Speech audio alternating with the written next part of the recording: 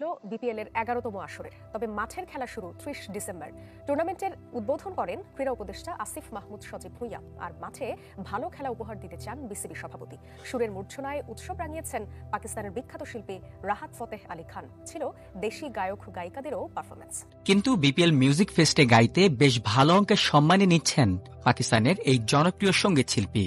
বিসিবির একটি সূত্র মতে বিপিএল এর একটি কনসার্টে গাইতেই বিসিবির কাছ থেকে প্রায় 3,40,00,000 টাকা নেবেন রাহাত ফতেহ আলী খান। বিপিএল উপলক্ষে দেশের 3 শহরে অনুষ্ঠিত হবে মিউজিক ফেস্ট। ঢাকা, চট্টগ্রাম ও সিলেটে অনুষ্ঠেয় 3টি অনুষ্ঠানেরই টাইটেল স্পন্সর হিসেবে থাকছে মধুমতি ব্যাংক। সেজন্য বিসিবিকে মোটা অঙ্কের অর্থ দিচ্ছে ব্যাংকটি। তবে এই অর্থের প্রায় পুরোটাই ঢুকবে রাহাত ফতেহ আলী খানের পকেটে, অথচ তিনি গাইবেন শুধু ঢাকার মিউজিক ফেস্টেই। আগামী 23 ডিসেম্বর সোমবার মিরপুর শেরেবাংলা স্টেডিয়ামে আয়োজিত হবে বিপিএল টি-20 মিউজিক ফেস্টের ঢাকা পর্ব, যেখানে গাইবেন রাহাত ফতেহ আলী খান সহ দেশের জনপ্রিয় সঙ্গীত শিল্পীরা।